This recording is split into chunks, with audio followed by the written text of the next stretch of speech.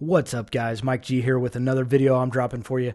This is a really interesting and exciting video. We produced it a few years ago. There were some investors. What's up, guys? Mike G here with another video I'm dropping for you. This is a really interesting and exciting video. We produced it a few years ago. There were some investors involved, and unfortunately, it just never really got promoted or put out in front of the world or the people that would be interested in it. So I want to re-release this documentary and help it grow as my channel grows now that I'm getting real active on it. So this documentary is a concept that my brother was talking to me about for years. And at one point I kind of said, dude, I'll help you make this video and get your message out if you never talk to me about this stuff again, because he talked about it so much. He was so interested in it. And it is really, really interesting. The cool thing about this is we shot the video pre-COVID-19. That's when we began shooting it.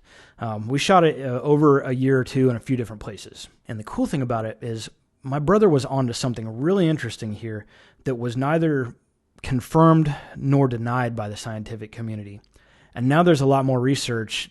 They're starting to realize that there's this new element of something going on here that doesn't fit within the current constraints of the laws of physics. Now, forgive me if I don't have the correct terminology. I'm just the man helping my brother get his message out. I think everything he tells us about is really interesting and exciting. At the same time, this is his message. This is his documentary. I'm just the messenger that helped put it together. I intend to tell you a little bit more about my brother over time. The guy is an extremely talented and unique musician. He's influenced and impacted lives all over the place in very interesting ways. He's one hell of a pain in the ass, but he's my brother. I love him, and I hope you guys get to enjoy this documentary that we put together to help humanity further discover things that aren't quite yet understood. So without further ado, sit back, kick your feet up, and get ready to have your mind bent just a little bit.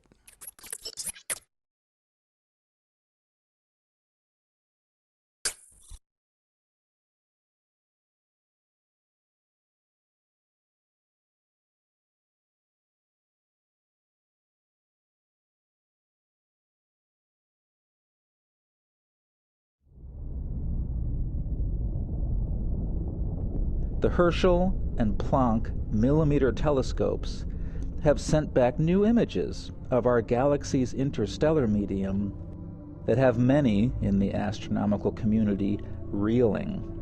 It is as if you're riding along and someone pulls a wheel off your bicycle. We are struggling to make sense of this data. It simply does not fit with our previous theories.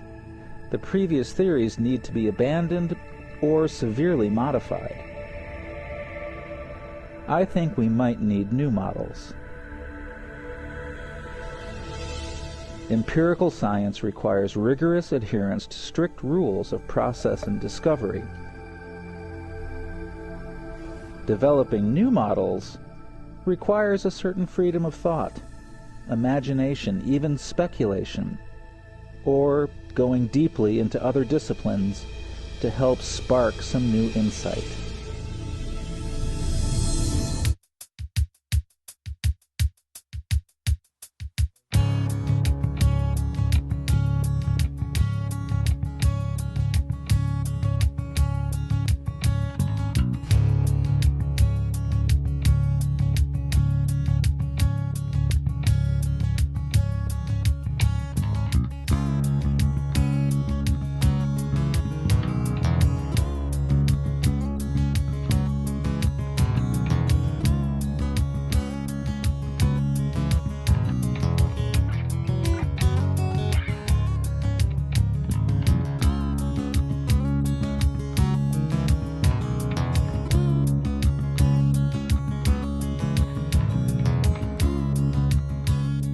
As a musician, it's a lot easier to say that you have experienced the energetic exchange between audience and a performance. And there is definitely no doubt in most musicians' minds that there's some sort of energetic exchange between consciousness and groups. And whether or not you want to boil that down to just brain chemistry or actually some sort of energetic chemistry that's yet to be truly understood, it exists.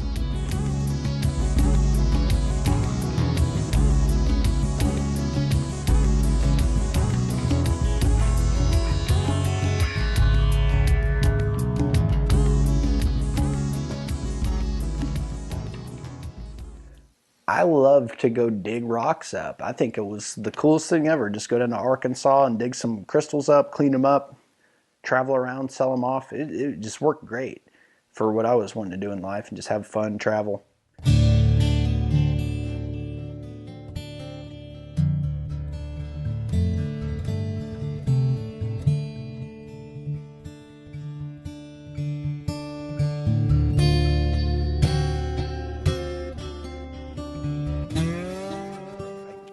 Anything that I really caught my eye, I went and I dowsed over it with this pendulum. And this pendulum was made out of a toroidal transformer, which is a very small kind of donut looking thing. It was just like a piece of electronic junk that my friend had sitting around.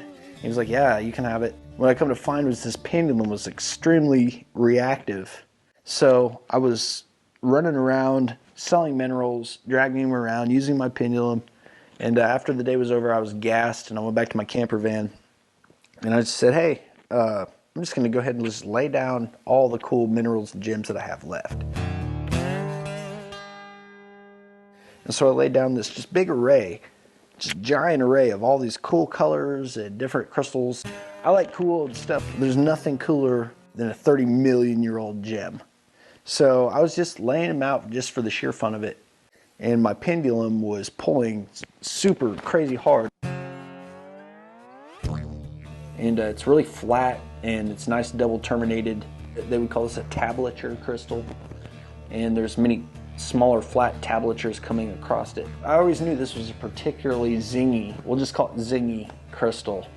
And it was pulling towards this thing at an angle that was not imaginary. So I said, hey, that's wild. That doesn't seem normal.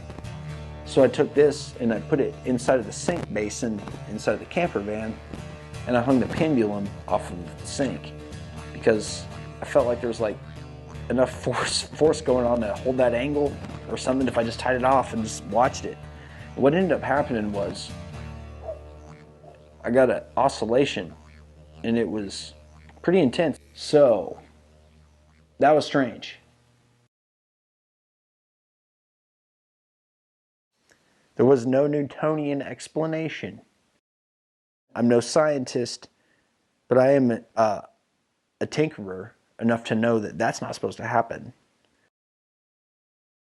Actually, around the same time that I was observing this oscillation, I was sitting there smoking my e-cigarette, and some of this vapor ended up making its way into the sink basin that it was hanging over. And strangely enough, it sure seemed like the vapor was responding to the music I was listening to. After observing it for a while, I was like, what's going on with this? This is crazy. I just saw a response on a pendulum, which has led me to this strange animated interaction of our physical reality with the emotional content of the music I was listening to. As the music got more beautiful, the vapor pattern became more beautiful.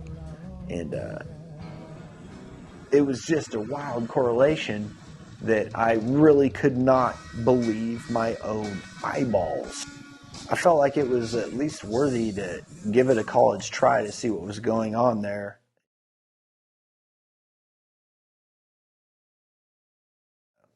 My whole goal, as described by a fellow named Victor Schauberger,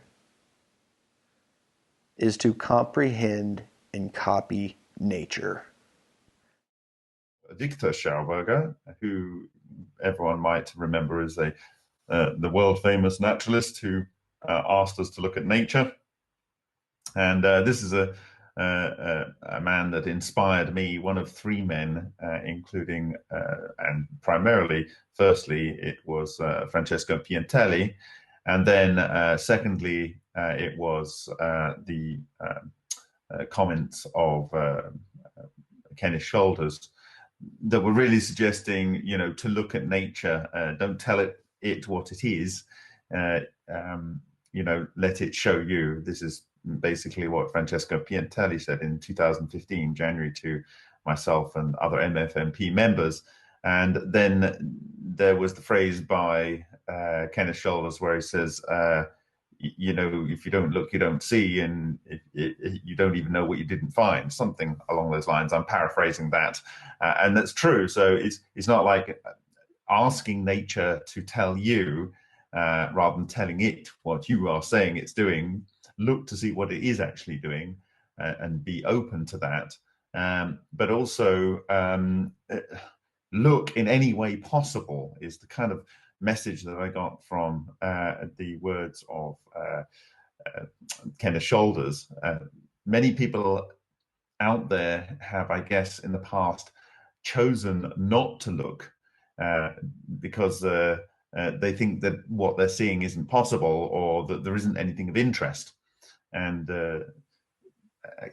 I think Alexander Shishkin has summed this up when he said that people many years before were seeing what they thought was noise on X-ray emulsions, but it turns out that that may have actually been strange radiation, these kind of little birdies. And so they had missed this thing for so long because they didn't understand how those things could be there, so they just ignored it.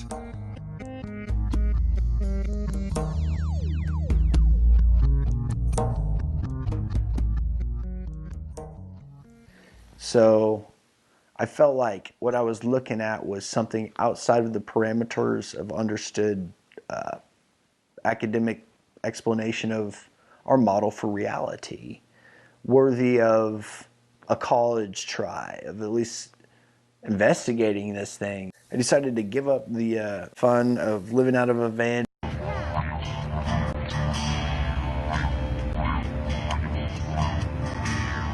Decided to move out here into the middle of nowhere and pursue this stuff.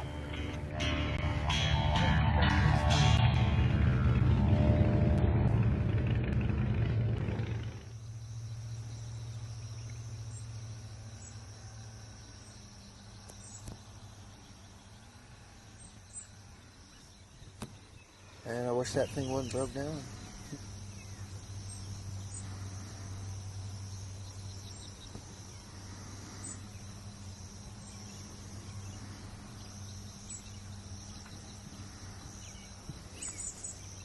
I haven't been killing much of anything lately, but mosquitoes.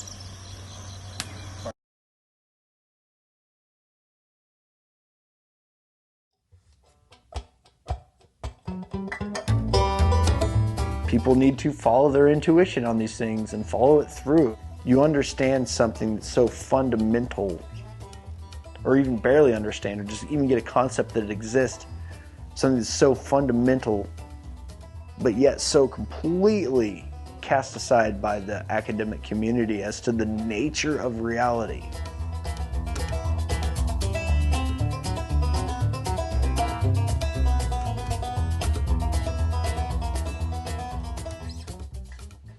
I seem to be getting what I can only describe as a conscious, reacting, repulsing anti-gravity vortex that would respond to either music or thought or speech. Please react.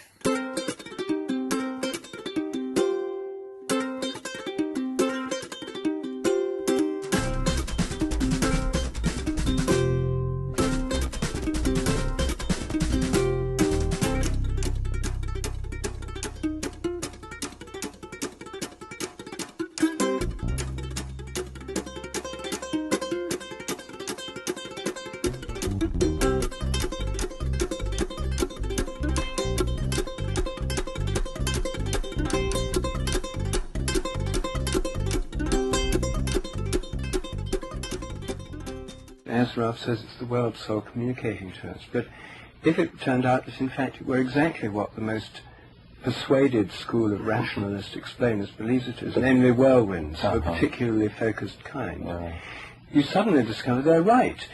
Suddenly whirlwinds can take on entirely new patterns of focus and write new patterns in the sort that there's a kind of spirit behind the whirlwind that really expresses itself as many traditions have always believed. The spiraling form of the whirlwind, a whirlwind is probably an extremely complex organized entity. It's an expression of DNA, it's an expression of the ordering morphology of the galaxy. I would expect a higher spiral, it's a higher order form of life, but it still has a spiraling energy form. Well, maybe some kind of breakthrough is not far away. Whatever's happening, it seems to have to do with positivity and love and cooperation. Utilization of crystal quorums as a therapeutic agent. That is my purpose of being with you. I will share with you what I know now. I want, to the best of my ability, to cut away mysticism and replace mysticism with knowledge. With knowledge, then fear leaves, and you can deal with what you are doing in a loving way.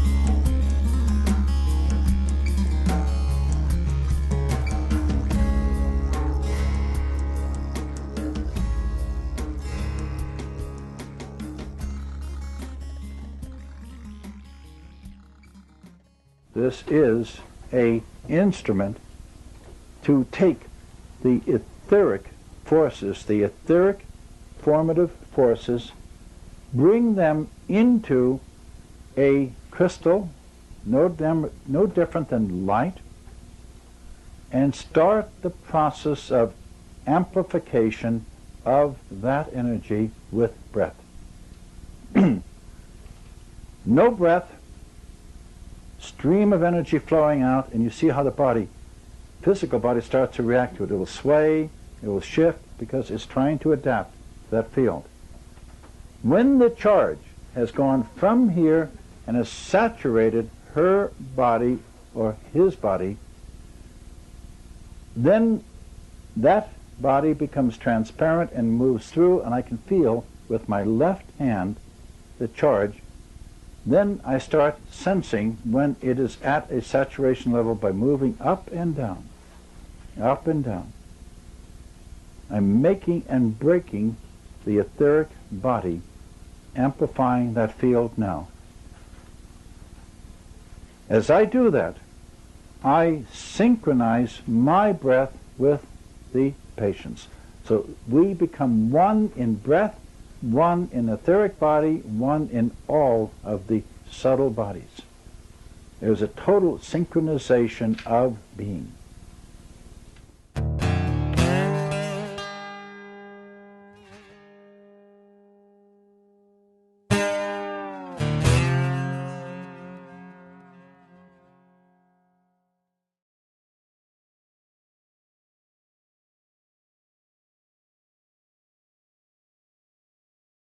What I've come to realize is that the principles of water memory are at play, as explored by Dr. Emoto in his Messages from Water series.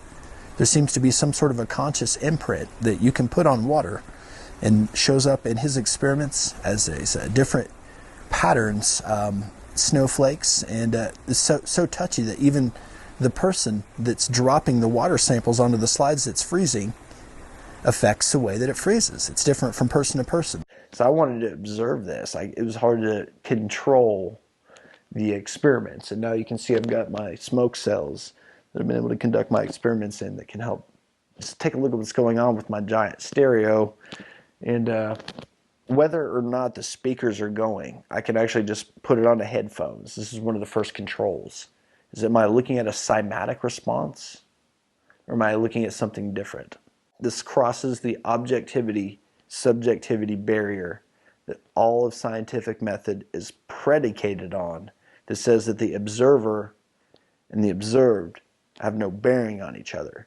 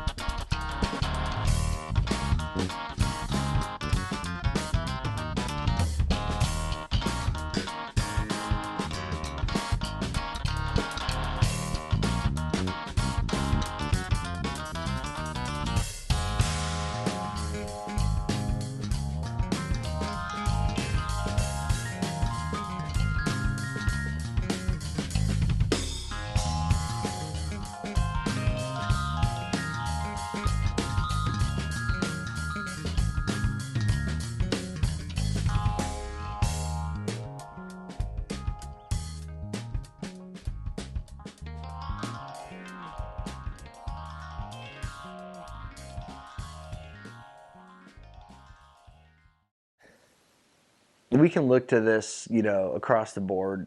The golden ratio, the Fibonacci pattern, all these sort of things are just lend back into the shape that I kept running it across to my experiments. And in order to comprehend and copy nature, I was trying to apply these and extrapolate these forms into what I was seeing in nature. And it just almost takes an oversimplification of things to really stretch your mind far enough to say, that's what's going on with sunstorms. We understand that heat and magnetism are a certain strange interaction on the sun. We don't understand why and how exactly solar storms form. We've gotten some really pretty footage of them spiraling out in their vortices, and some computer models that were accumulated from sensors that could sense 10 million degree temperatures and things like that. One of its sensors, designed to record events at 10 million degrees, allowed scientists to peer into a tangle of rising arcs.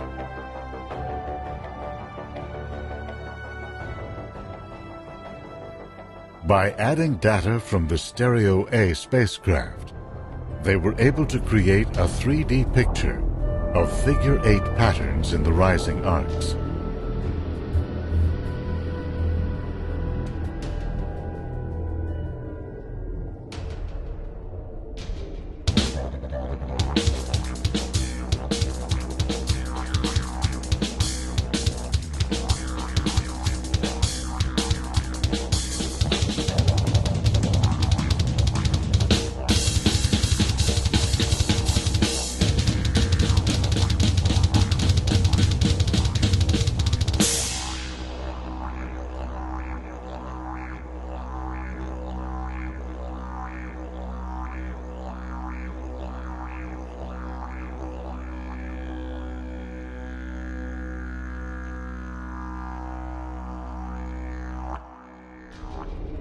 This twisting configuration preceded the eruption, captured here by the SOHO spacecraft. And when I took a look at what was going on with the NASA footage of the sunstorm formation, all I was seeing was a large fractal version of what I was observing in my experiments. So I was seeing this, all the precursories to a coronal mass ejection, plasmatic rain, which was like a condensed ball of energy. There was a vortex vapor response from music through a tourmaline crystal or other types of crystals. And I see the plasmatic rain phase.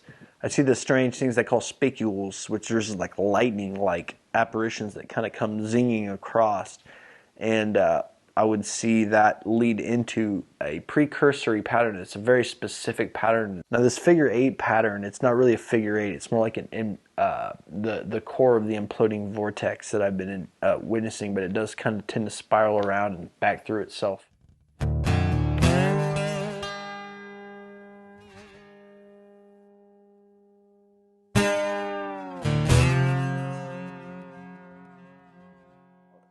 During some of this time, I was doing some online experiments where I was trying to gather people together online to take advantage of some of these psychic concepts that indicate an animistic view of the universe through conscious response to these crystals that I've been working with. That was the intention of the group mass conscious experiments, was to create a magic ticket through which we could change direction as a planet.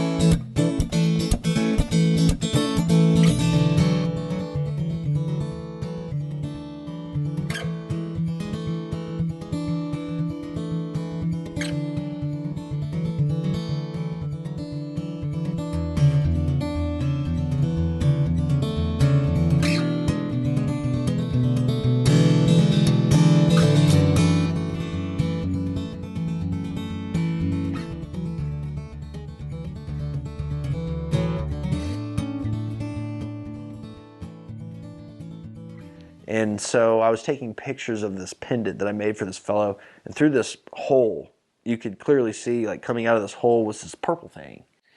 And when I say purple thing, I mean it was a purple ball, and when you focus in on it, what you'll find is a giant universe of strange happenings. This pattern, as you move it around on the lens, you can view it. And what I was looking at, I said, these look like phase waves from a physics experiment. And what you'll see is, in motion, it's almost like looking like in an MRI of a crystal's consciousness. You can look into the brain of the crystal, more or less. Look into the ethereal energy form in motion on photograph that I was seeing projected out of the crystal with the vapor vortex experiments.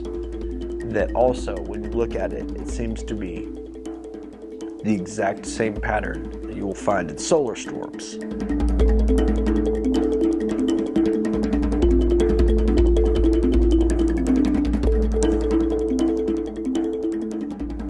And so this was the goal of the experiment, was to create a magic ticket that would allow us as a species to be able to act like that school of fish or that flock of birds that can link up together in one conscious unit and see danger and just completely just go the other way.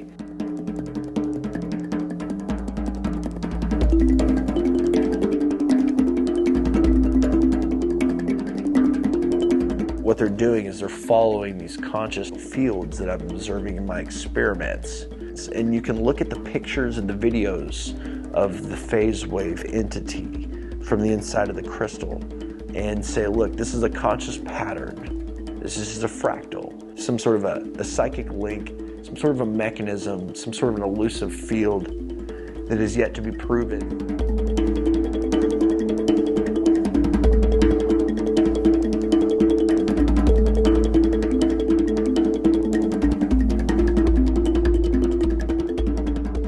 One of the real interesting people that I came across that seemed to have a lot of information about this would be Edgar Mitchell, who's the fifth man to ever walk on the moon.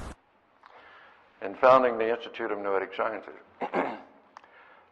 to have a mechanism by which we could address with new eyes and new science or new methodology the question of consciousness. What is it? How did it come to be? Why is it like it is? Because for the last 400 years, since René Descartes with his famous pronouncement of the separation of mind and body, physicality and spirituality, science and the church have proceeded along their individual paths with a minimum of interaction, with a tacit agreement to stay out of each other's backyard. But quantum science, at the beginning of this century, has thrown those two backyards and torn down the fence between them. What I want to show you tonight is some work that I have been doing for the last few years, since the mid-90s, since The Way of the Explorer first came out, in quantum holography.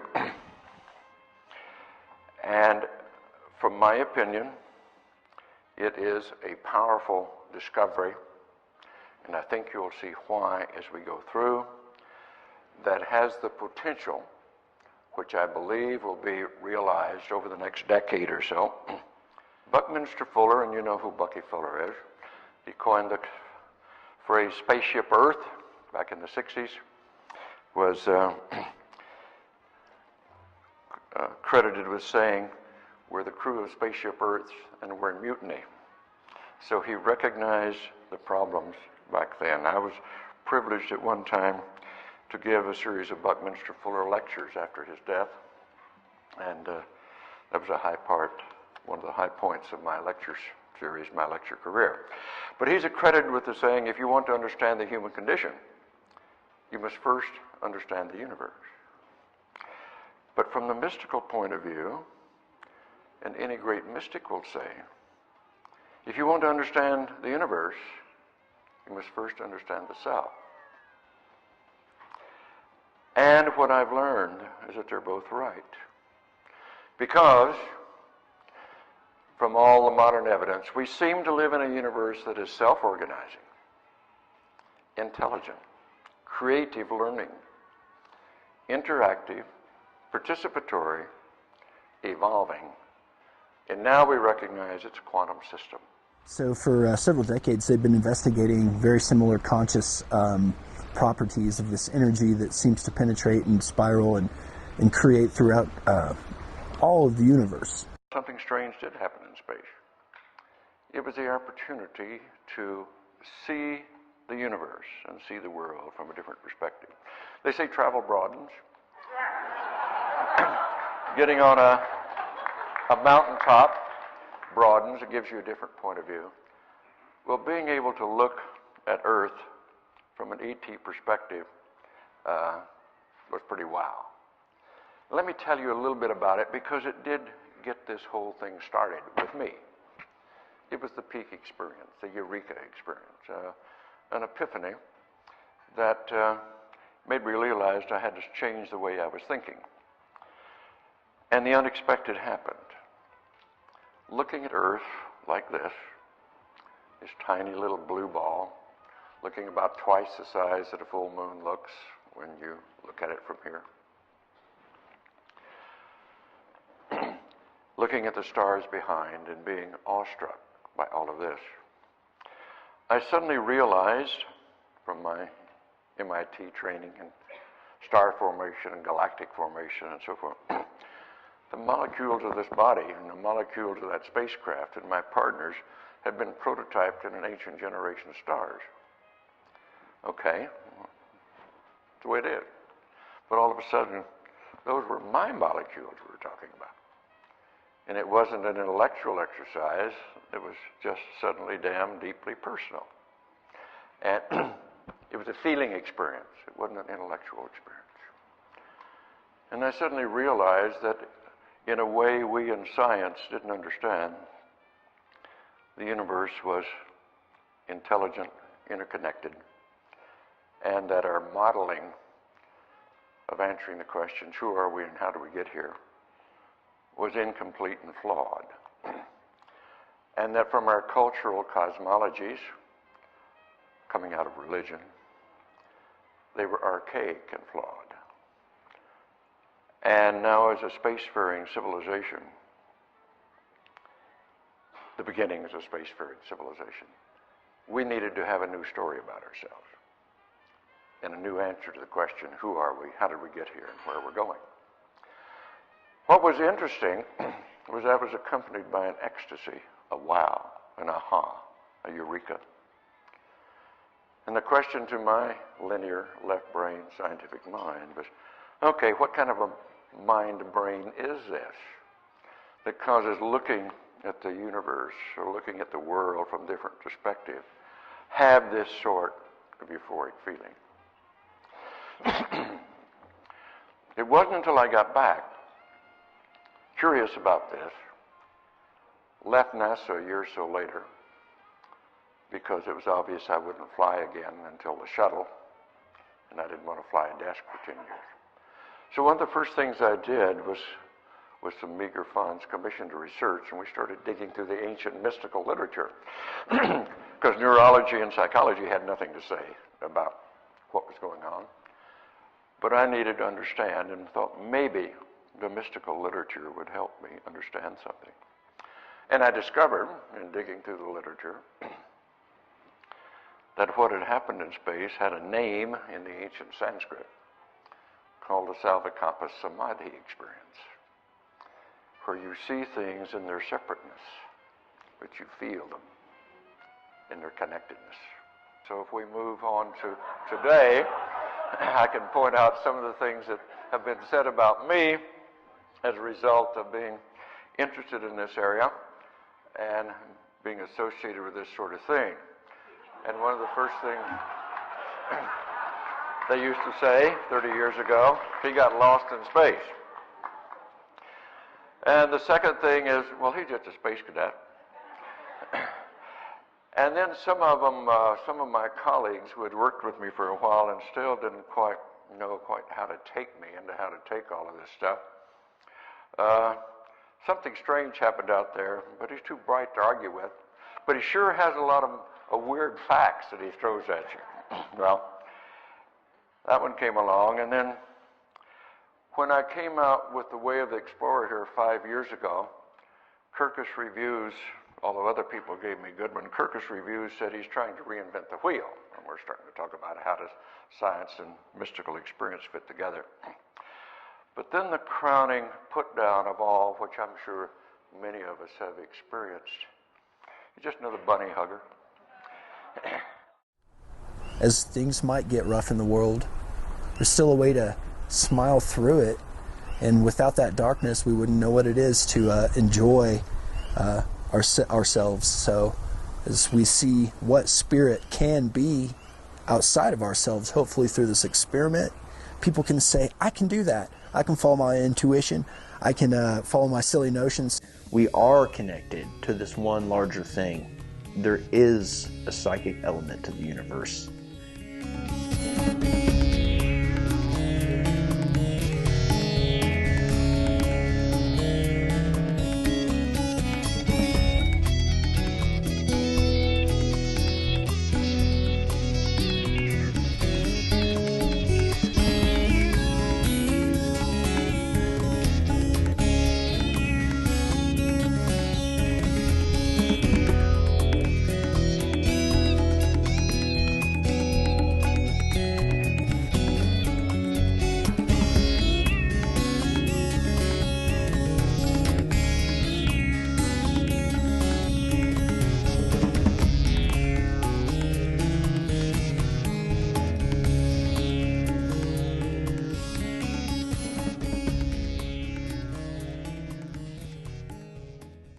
I took a trip to North Carolina on a coin toss, and went out to the forest out there and had a nice, wonderful commune, little time with nature, and try to comprehend and copy nature. So here we are, a little bit more domesticated. Got everything back in order. And ready to do it all again tomorrow. Looks like it's gonna rain. So I got my umbrella. And some water in a cup instead of on my head. The moonshine is dry. Saddest part of the day. And a sweater. And I don't know what else more a guy could ever need. Other than a sacred space. To thoroughly and genuinely attempt to open myself up to the forest here. And that's pretty much as far as anybody I believe has to do to open themselves up to these sort of intuitions, is just go out to the forest and ask for it. And if nothing happens, just enjoy yourself. So I wasn't really expecting anything, but hoping something would happen. And I seemed to get some intuitive information that would allow a person to correlate their breathing with a response actually in nature to the wind.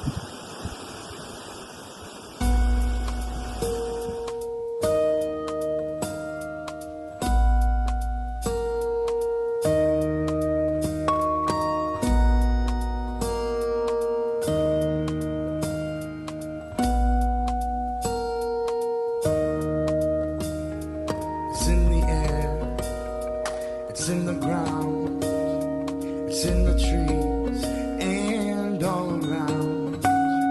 It's in my friends and instruments. It's in my hands, they're listening.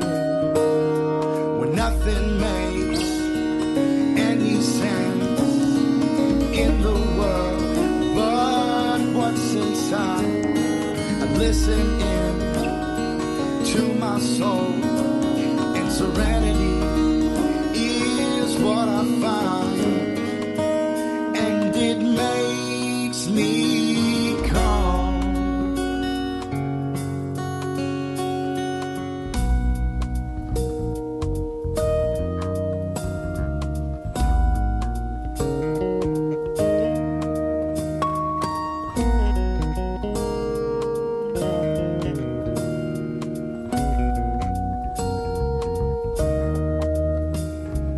Floating out, spiraling, harnessing, then pulling down. My soul, it flows through my instruments, so listening to its sound. So come with me, let's all fly. The ancient sound takes us to the sky. It's in a way of harmony. All of us rest peacefully, and it makes me calm. It makes me calm.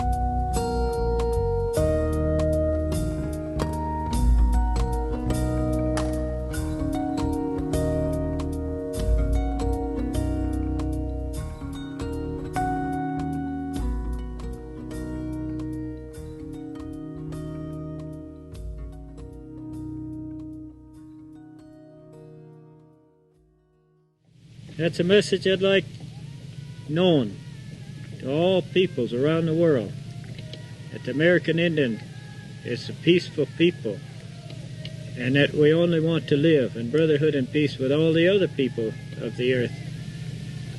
And that one thing that's been forgotten out there in that other world, as we call it, is a respect. And it should start with the Mother Earth. It should start with the plant life, the animals, that we even have to make an offering before we'd take one for food. We get along here with the wild animals, the coyotes to the north of us.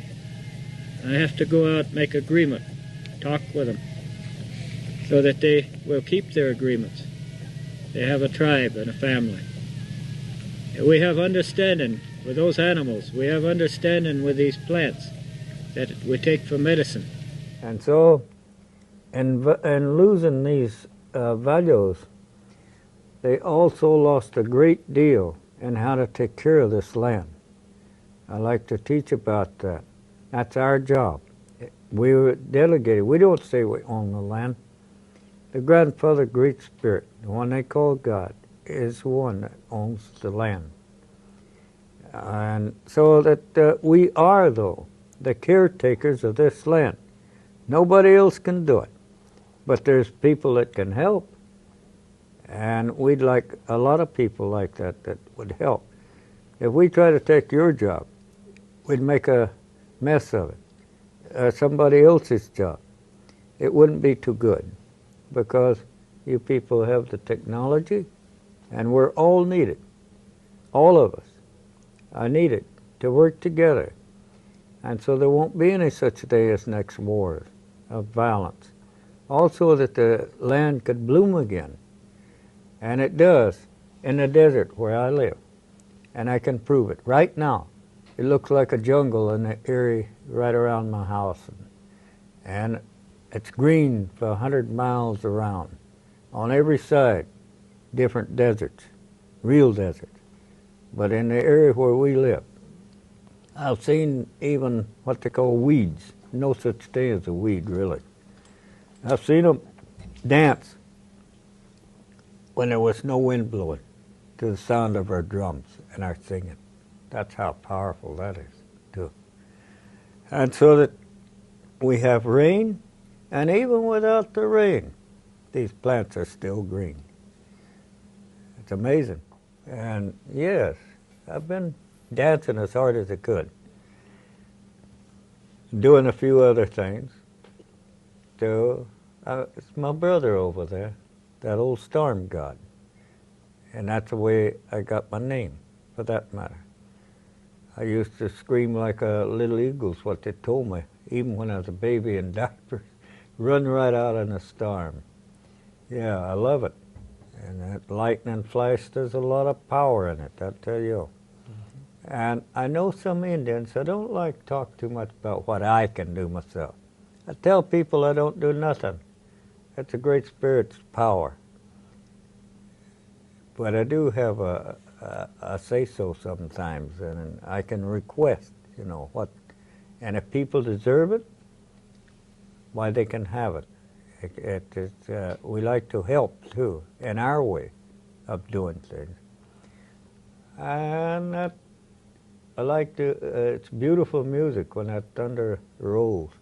You can catch some of the water right after the storm. Catch it in pots, pans, any way you can, and drink it. You don't need nothing to get high with. You don't need anything else. You can feel that energy go all the way through you. I do that sometimes and have my feathers out there making the thunder roll and bring the lightning down, and then stand right there in the middle of it. I'd look around behind me. Here would be a lot of my family and my people there too, looking up at the show, you know.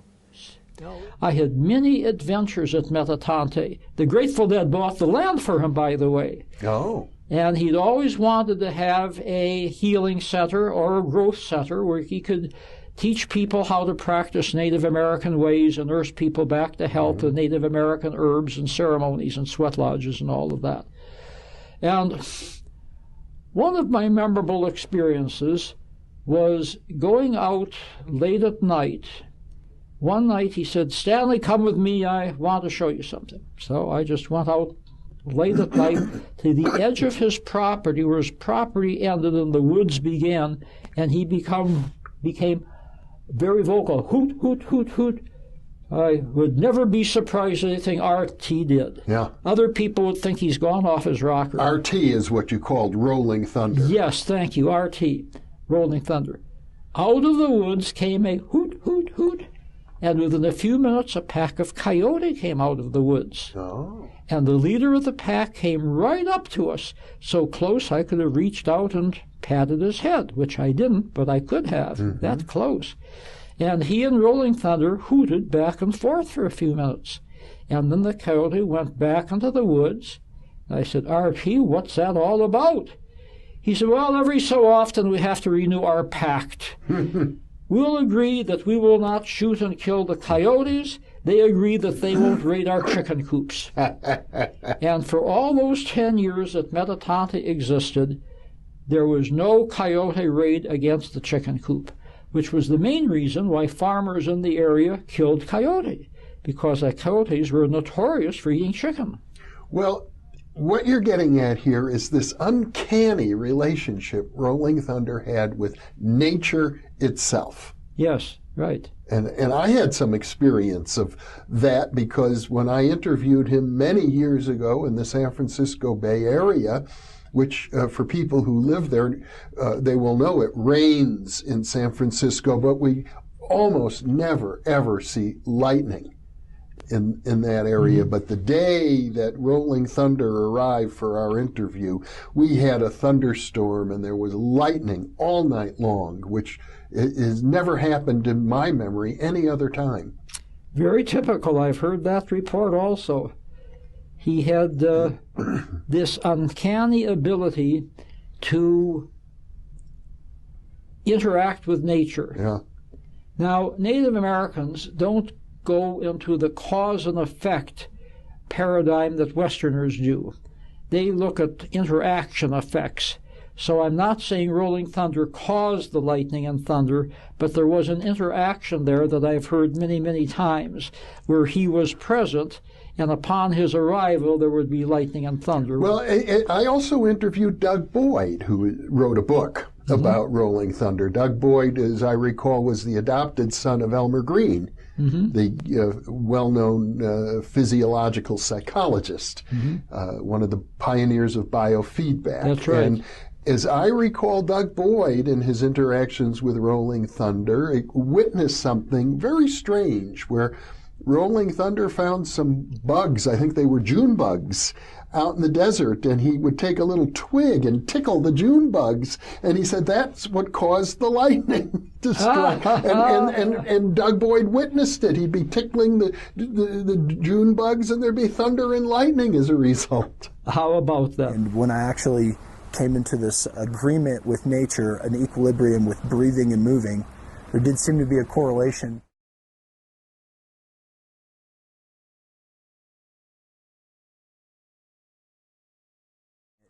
And when I took this breathing technique back into the experiments, when I got back home into the case, it seemed as though you're able to use this breathing and body movement to be able to manipulate the actual vortex inside of the case. Really open-minded artist friend of mine that's been supportive of these experiments all along, and really fed a lot of positive energy into my silly notions, and came down. We made some videos of this phenomenon using the breathing to control what's going on inside the vortex. So we had actually a setup in which we used a turtle shell and a crystal, and by spinning these into each other you can feel this repelling force building up. But if you get just the right amount of energy spun into the turtle shell with the crystal, you can get this really nice suspended vortex that you can start taking control of with your breathing.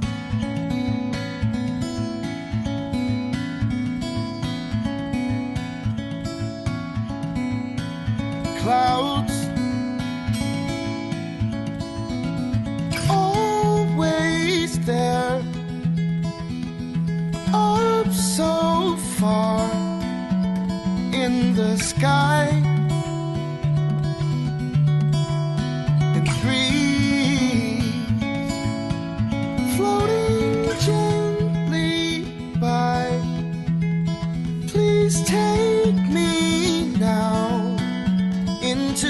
night.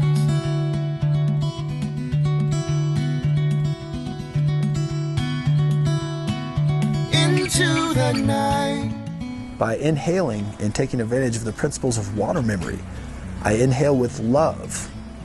And love for kitties, love for flowers, love for all your friends and family, and every positive thing that makes you just love life. You breathe that in, and you exhale with thanks.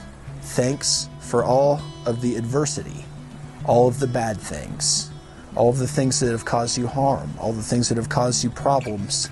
You exhale. Thank you for those adversities, because they help you realize how good the positive stuff is. Where do you go when you dream at night? Are you up there? And when I find you there, I'll know it's you. Your head in the clouds, head in the clouds. I'll find you there with your head in the clouds. That's where I'll go.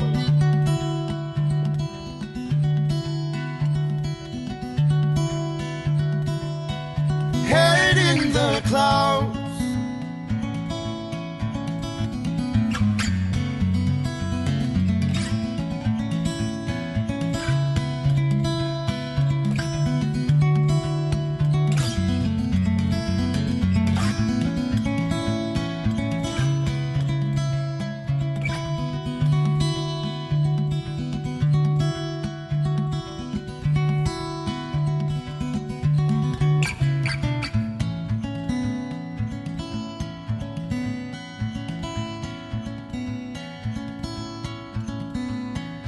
Clouds, always there, up so far in the sky, and breeze floating gently by. Please take me now into the night.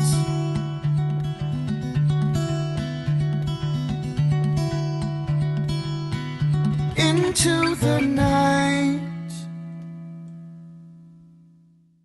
When we look at the way that this is affecting the vapor is just using the principles of water memory and a conscious imprint with the intention of having fun and expressing itself and setting up the proper conditions for not only a human being or a conscious or breathing creature, but a non-breathing object like a crystal or a rock. Well, the mantra for this whole experience has been to comprehend and copy nature. And when I see something over and over and over again, no matter how uninterconnected they seem, there's a form. And there's a form that seems to be pulling all these things together that goes beyond the physical into the conscious. Hopefully this will kind of help people feel like it's not a waste of time, it's not a waste of energy to entertain these notions, because if what we need is solutions that are outside of the box, well, we do need to start thinking in completely different paradigms. You know, whether all entities have a kind of biological or physical base. Be it a star, a species of animals or plants, a kind of crystal or whatever. So that everything at one point passes through matter, and that passage through matter allows the eternal existence of the form in this other realm after the matter has dissolved from the form, and then somehow biological existence is fraught with these intimations of immortality.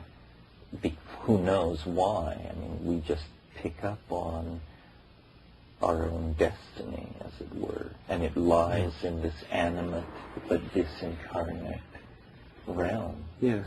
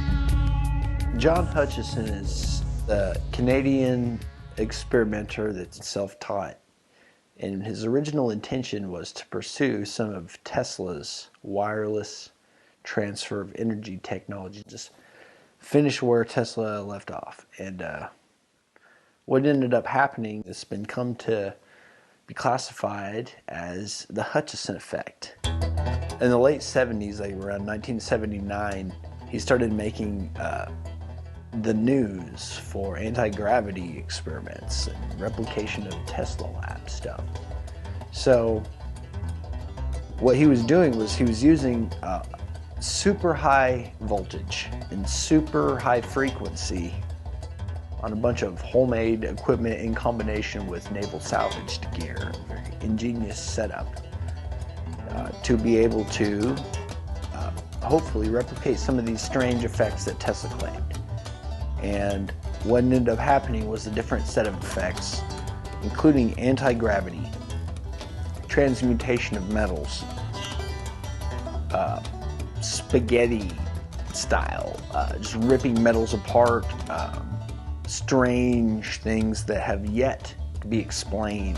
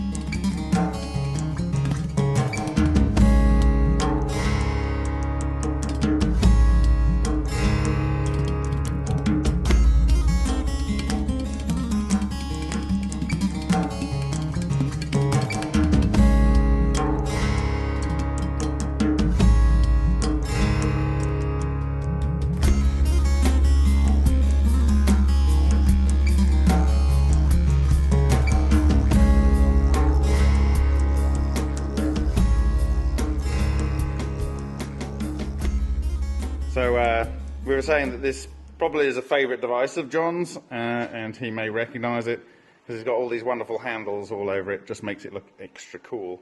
But essentially, it's a receiver, and I was told that John would listen onto some earphones, and that he would have an idea of when effects might have been occurring when he heard some things going on in the earphones.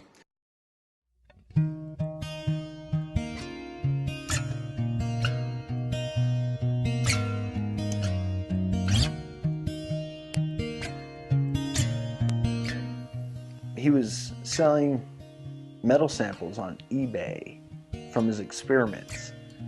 And when I very first saw these, I didn't have a clue. And so when I started looking into some of these listings and go to some of his video clips, I realized this was actually indeed John Hutchison and recognized his voice. So wow, this is actually that guy. This is the guy I remember from the videos, the anti-gravity stuff. And he's selling stuff off, trying to build a lab with the profits. So cool, you know, I'll buy a couple from him. I'm in. And just kind of started talking to him. And that's just more or less how it started. He's just a great person to get in contact with. The type of resonance which causes the Hutchinson effect and related effects can be explained by looking at how the frequencies compare to the molecular and atomic structure of the material itself. This phenomenon is only observed while using ultra-high frequency and incredibly high frequency Tesla waves. Why? Because they correspond to the frequency of the distance in the atoms in the structure. The distance between the atoms in a structure is equal to the wavelength, which will resonate that structure. Once you find the resonant frequency with the Tesla waves, you have effectively trapped and aligned the atoms. You can now tune the frequency a tiny bit higher, causing diamagnetism by squeezing the atoms together, restricting the electron orbits, which causes a north pole and a south pole. Artificially induced diamagnetism, which causes levitation. If you lower the frequency, it pulls the atoms apart a tiny bit, which causes a phase change of matter, where a solid starts behaving like a liquid due to the strong electromagnetic forces resonating within it. This is the force that pulls aluminum bars apart and turns them into rubber spaghetti. This is the force that levitates 70-pound cannonballs. It's electromagnetic force.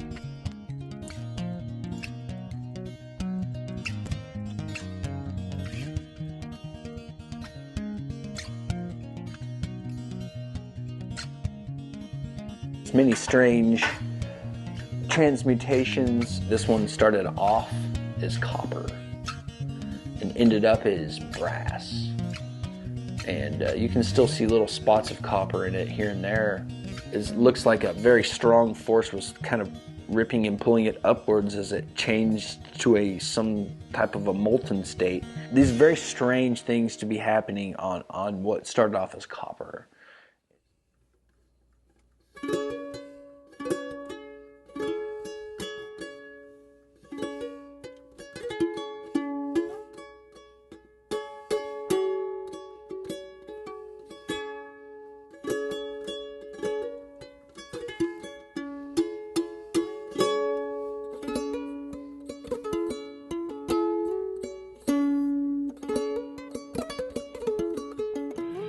So what we did here was we assumed that these two pieces here might be in the same soliton loop.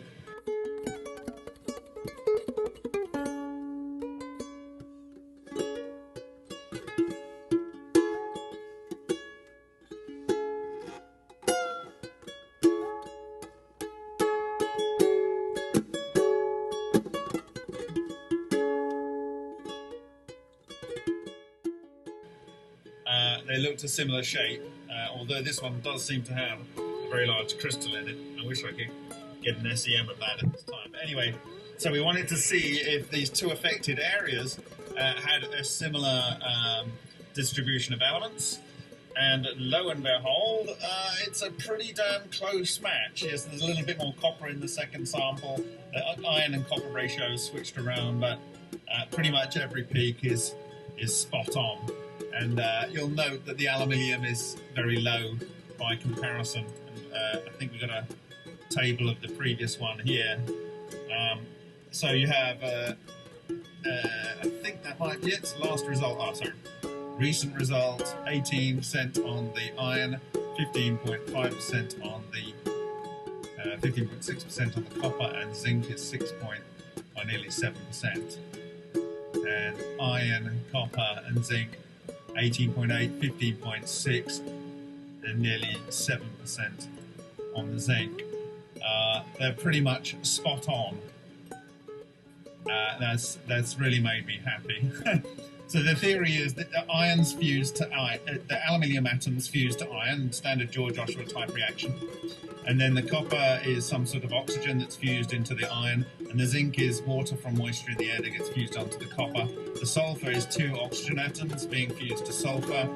The lead is just at the end of the reaction chain because you get a whole bunch of stuff being shoved together, and I haven't got a ready explanation for the rest of it, but that's really satisfying.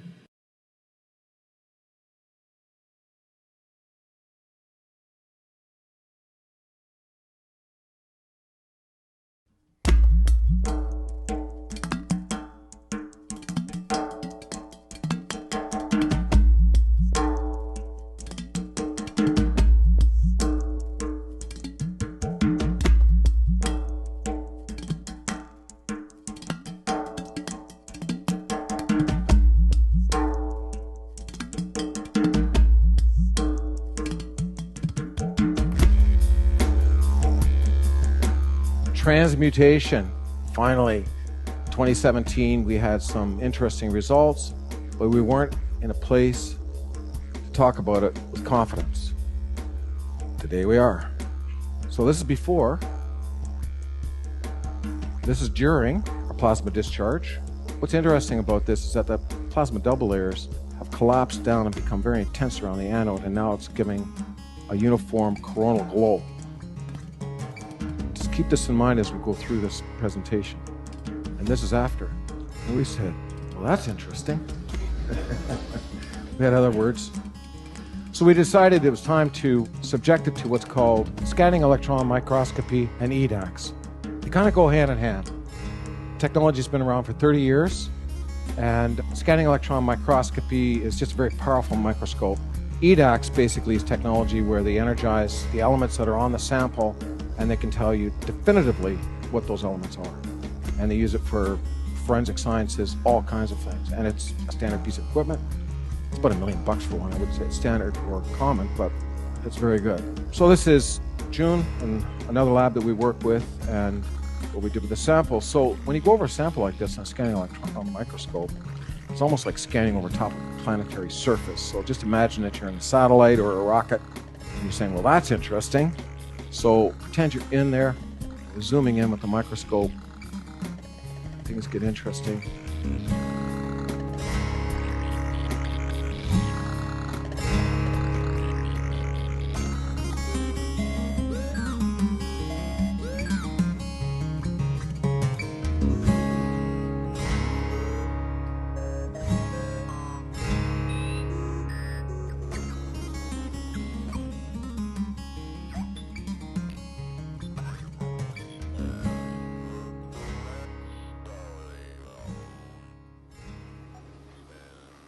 And then we said, what are you doing there? A ball.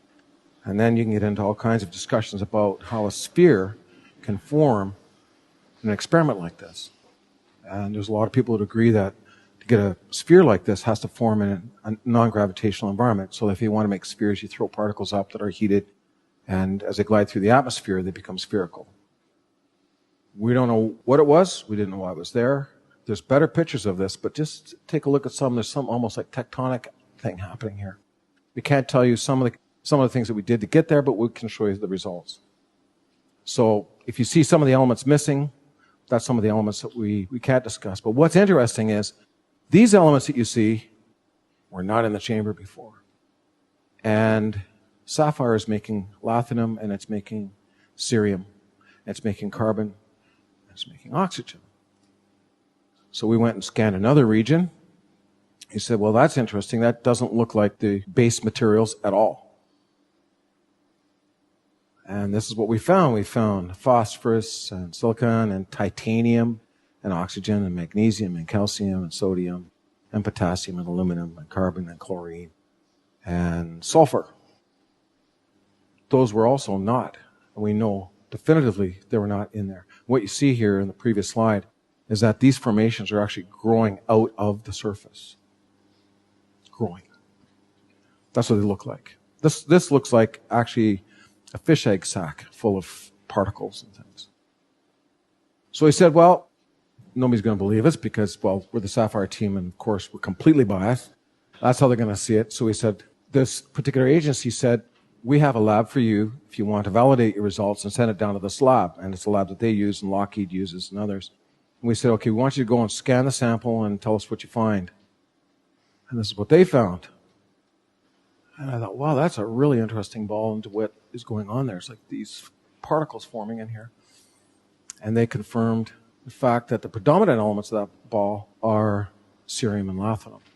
These are heavy elements.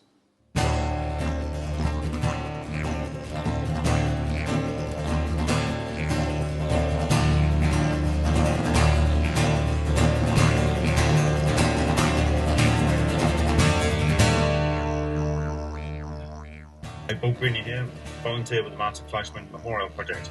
So I am looking at the Hutchison sample fracture, and it's actually a lot more bizarre than I thought it was when looking at it under the optical microscope. It's like these pouches of what are essentially predominantly aluminium, and it has these little nipples on them, which you can see here like it's got some sort of cancer.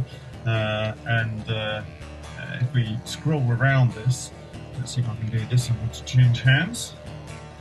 You will see that this extends quite a way. It's got, I've kind of got these stretch marks and these sort of mounds. Now it has these sort of stripes, and they are some really odd elements going on. Anyway, let's a quick look at part of the Hutchison fracture sample. So the balls seem to have these kind of stretch marks between them, so I focused in on one of the stretch marks you can see here. Bearing in mind this is supposed to have started off with a single lump of aluminium, and what I've done here is I've gone along the strand to see what's going on, and it would appear that as you go down the strand you have like carbon, oxygen, magnesium, aluminium, and then carbon goes down, oxygen's about the same, magnesium's about the same, but aluminium goes up, and then there's a bit of iron, and then there's more iron, and then there's a little bit less iron, but then there's silver, so it's quite fascinating. Okay, and this looks like it's got different elements in it, which is quite bizarre. So this is pretty crazy, actually. This strandy thing here, it looks like it's got kind of carbon fibers here, the white stuff, but it's actually a mix between carbon and magnesium. And in fact, there is magnesium blotches all over the surface of the aluminium. Very interesting, blotches, blotches, blotches, blotches, fairly evenly spaced, and they could be the blotches we saw earlier. And if I turn on the iron here, here, you can see there's a block here, which is represented here, but it kind of must go behind this structure, which is over the top of it. But you can see that the iron is refracting through this. So this is like a clear crystal fiber, and, well, it appears to be made of carbon and magnesium. So many weird phenomenon going on with it. This started off as a piece of copper. It was a bar of copper, and what you see inside of here, that little light spot, is interesting. It is actually wood. And so that's another strange observation of the Hutchison effect, is these weird metal transformations without heat, up to a glowing white metal sample that doesn't burn paper and you can grab.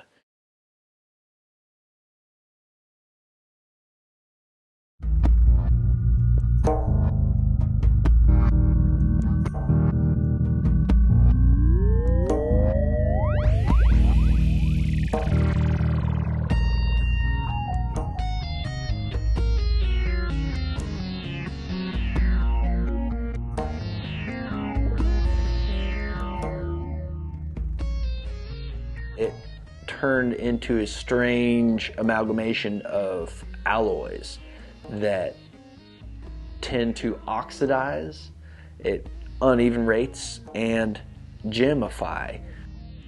So there is some sort of a shear force.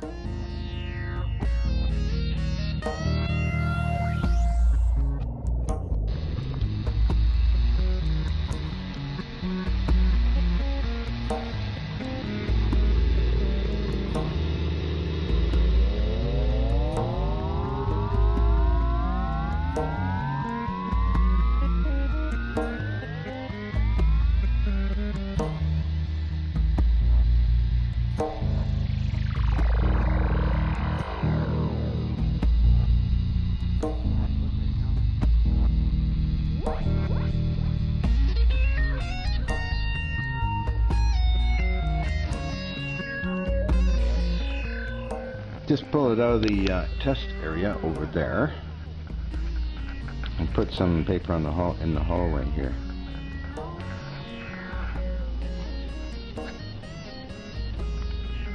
This used to be the oh my mercy, 7 long, just under 2 inch by 2 inch solid block of iron. And this is a small sample that just sort of did some strange stuff, but not as impressive as this thing. Try and turn around and get the best light on it here. It's a bit heavy. I'll do a rotary thing here. It's still flaking off pieces of it here. Small bits are all over the place. Seems to be the outer shell.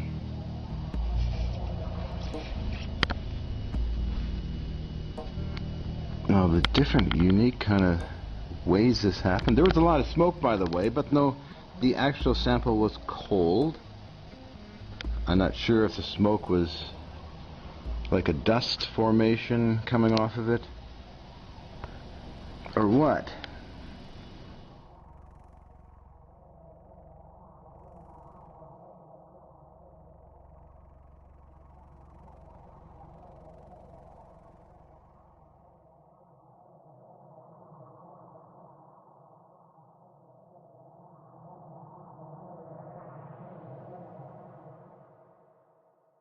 Weird things happening that shouldn't be happening. Like, these are aluminum.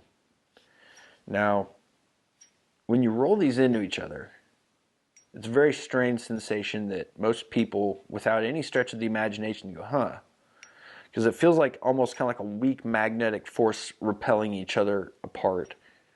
But these are aluminum. It's completely non-magnetic. And when you stop spinning them, they seem to phase down. They seem to actually have some sort of a liquidy filled core sort of feeling to them, to where it's just weird. So as it tapers down, that torsional resonant mechanical forces going into that, you can see it pulsing around like a jello mold, and it's hard glass.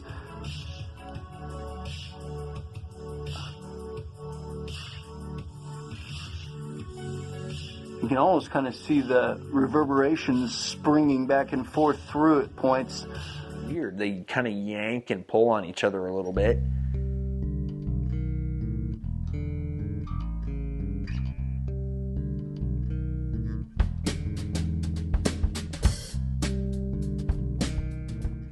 So glass is actually not a solid, it's a slow-moving liquid, and through this we have a strange transfer. We give optimal conditions. We put it on a resonant plate, give it a little bit of input, and there the lens in the middle is moving, and the aluminum is moving, but the rest of this stuff's not. Alright, so here's another little video of this situation with this glass, and the center glass is going to move. These other three are not. None of them are fixed. All of them are rolly. They're all glass. These are Hutchison effect metal samples. These are aluminum that were forced apart with radio waves, and there's some sort of a strange transfer of resonance happening when you get motion going on between a field. They can somehow or another affect this center object, but not these other objects. And so we've got a magnet. I'll show you it's a magnet.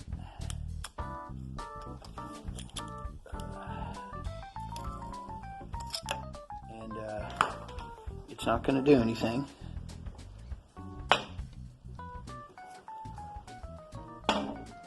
Because it's a magnet, and these are aluminum. And aluminum is paramagnetic, but it's not going to be anything going on here. So, no magnetism.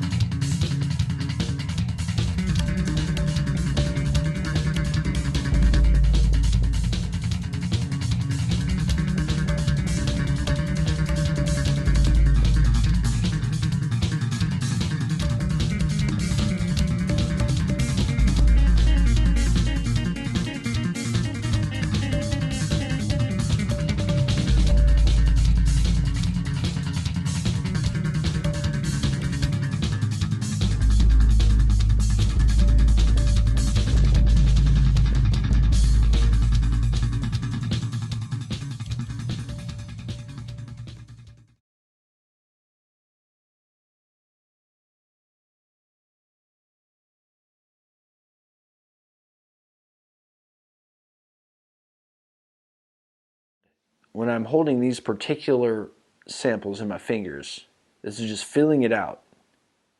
This is a pattern that I call the energetic Rubik's Cube.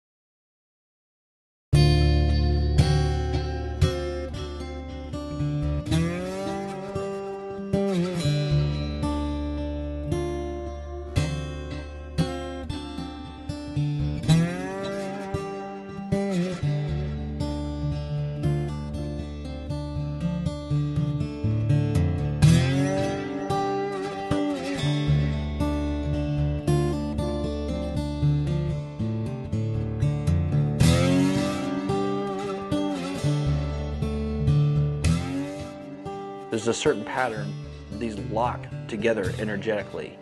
They start kind of pulling and yanking on each other. When I, in the right hand with the steel and the left hand with the aluminum's going in vertical clockwise fashion, and then this is going in horizontal clockwise fashion, and they have to be facing each other correctly. So it has to be facing each other like this. And as they turn, they have to go corresponding quarter turn at a time, or else it doesn't work. Weird. I don't know why. It's just what's going on. So I call that the energetic Rubik's Cube. And when I do this energetic Rubik's Cube for a little bit, what it starts to do is kind of build this kind of feeling in my fingertips. It's not imagination. This is a physical feeling.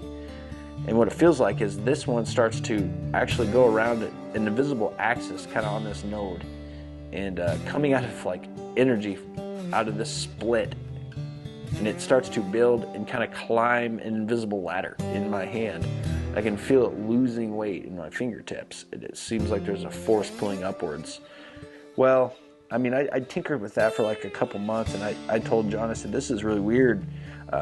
I can actually hold them apart and still feel them like really far apart, and it seems like they're still yanking on each other. So something really weird and outside of normal physics is going on. And so when I actually put it on a scale, the real interesting results started to come in. That feeling that I got in my fingertips was actually real. I was able to measure it on a scale, and the static weight of these objects will change. Alright, so I'm going to do another video here on the quartz shifting weight, this Hutchison effect metal sample, and trying to get it totally centered out here on the scale. Not quite. There we go. Somewhere around there. And I've marked these so we can put them back in the exact same place on the plate. So we'll be shifting in weight because of that. And what I'm going to do is I'm going to physically manipulate the quartz. And there's some strange, anomalous, residual anti-gravity properties apparently still lingering. And what it's going to do is it's going to change the static weight by a small but measurable amount. So the scale works just fine. It's not hanging up or rigged or anything like that. And it's just normal scale. So what I'm going to do now is I can feel this in my hand. When it starts to pull upwards, I know that it's starting to activate.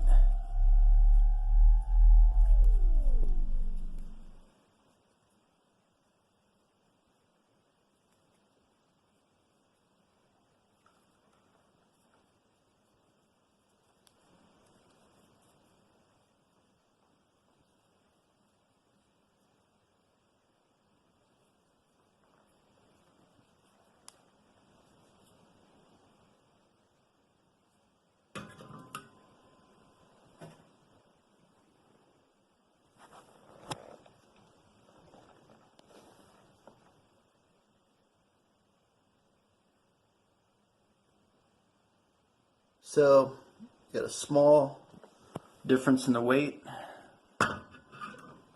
Actually, I'm going to kind of get it lined up this way to get it to lose the most weight, believe it or not.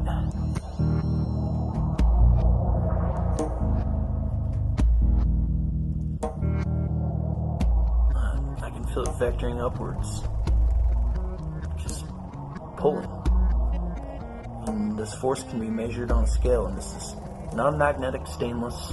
I know that there's a property of quartz to repel against high-powered magnets, and that is true, but that's definitely not what's happening here. It's non-magnetic stainless.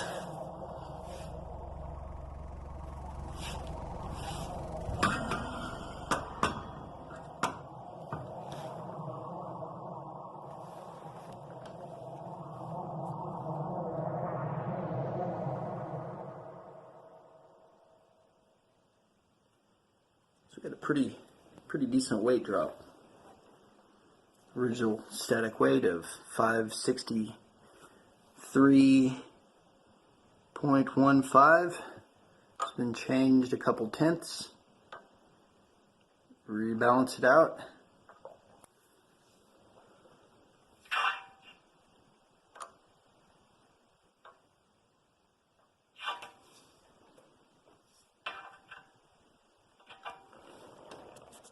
And it looks like we lost about slightly over 3/10 of a gram. So I'm recentered again, re-zeroed out with our new static weight, and our crystals back in the same spot. All the weight is where it was when the original measurement was taken, so nothing like that has changed. And now we're re-zeroed. What I'm going to do is another manipulation that is going to, strangely enough, add the weight back that we just lost.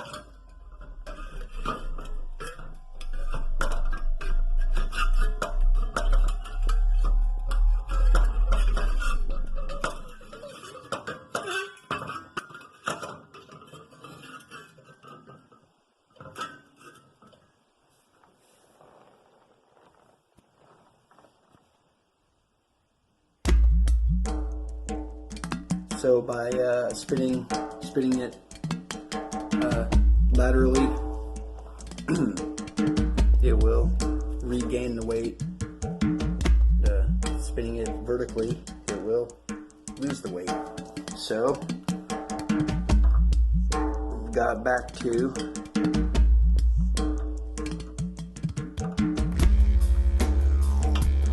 our original static weight here.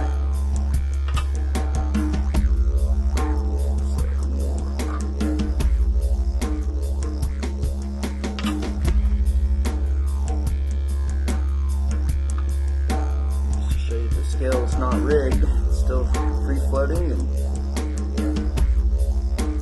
relatively accurate, you know, for this purpose. I mean, it's a cheap scale, but it shows the point that I'm getting at here.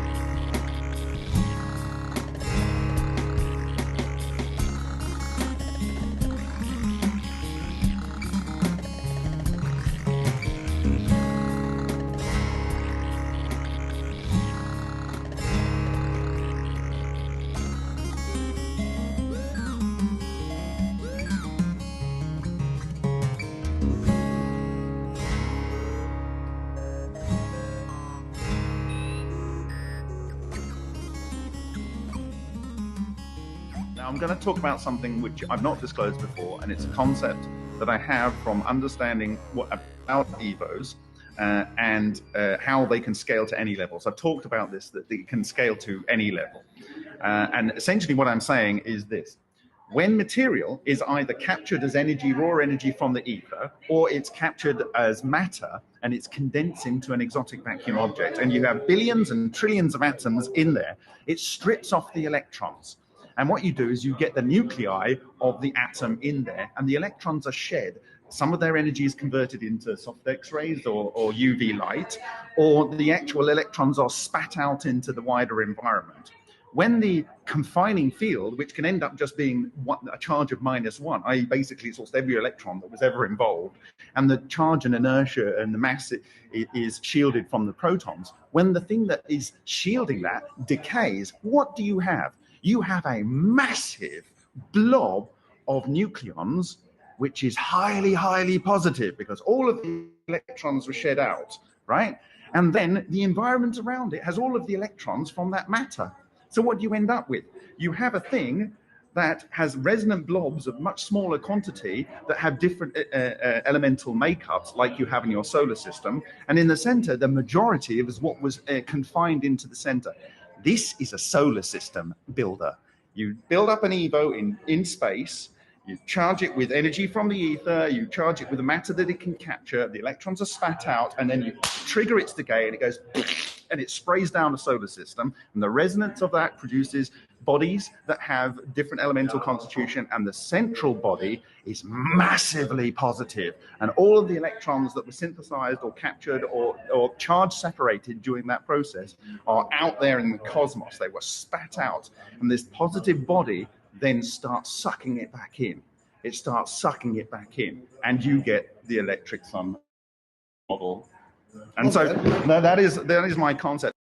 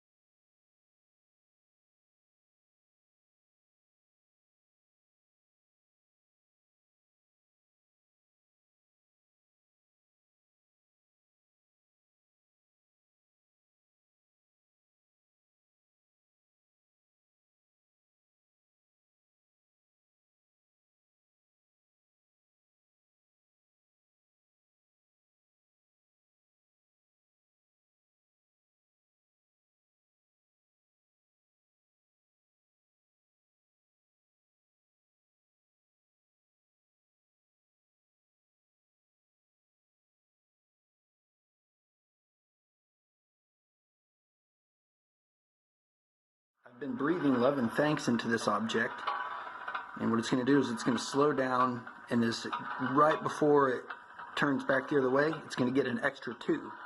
So I'll point that out.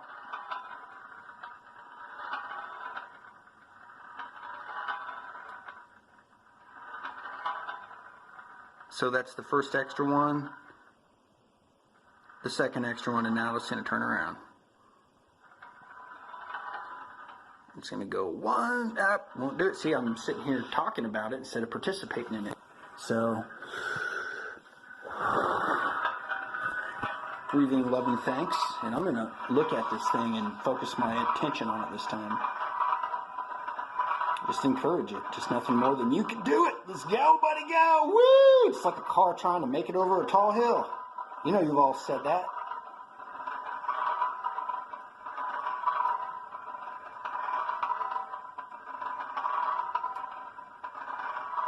Little engine that could.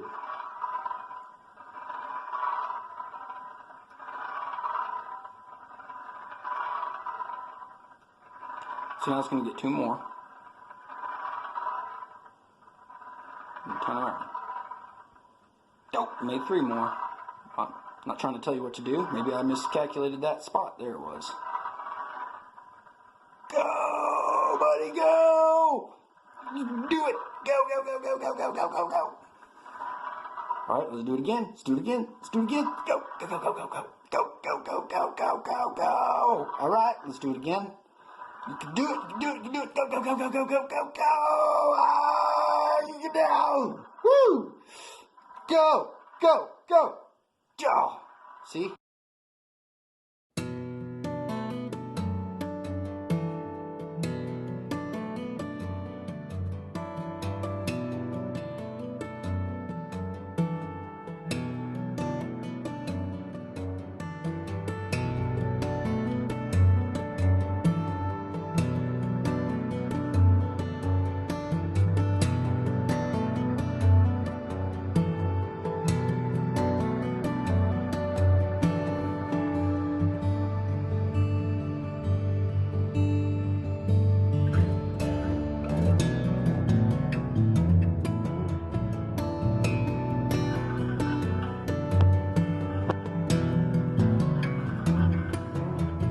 But people feel if they can't find an explanation, they feel very, very insecure. Why?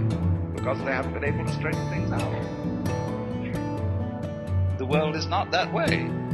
So the truth, in other words, what is going on, is of course a lot of wiggles.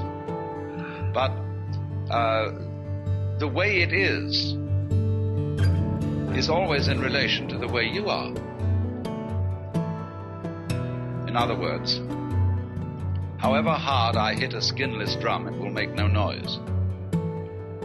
Because noise is a relationship between a fist and a skin. So in exactly the same way, light is a relationship between electrical energy and eyeballs.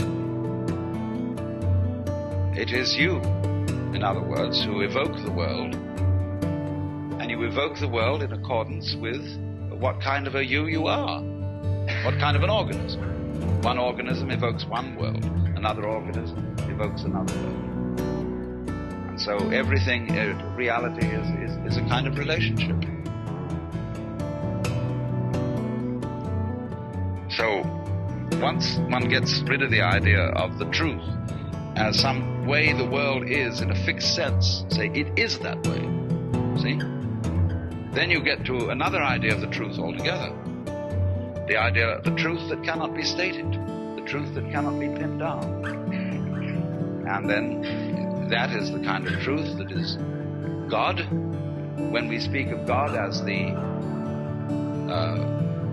reality that exceeds all thoughts, that surpasses all definitions, that is infinite, unbounded, eternal, immeasurable in terms of time. That's what we're talking about. We're not talking about a gaseous vertebrate or a huge, vast void without any wiggles in it. All gas. We put it another way altogether. The truth that cannot be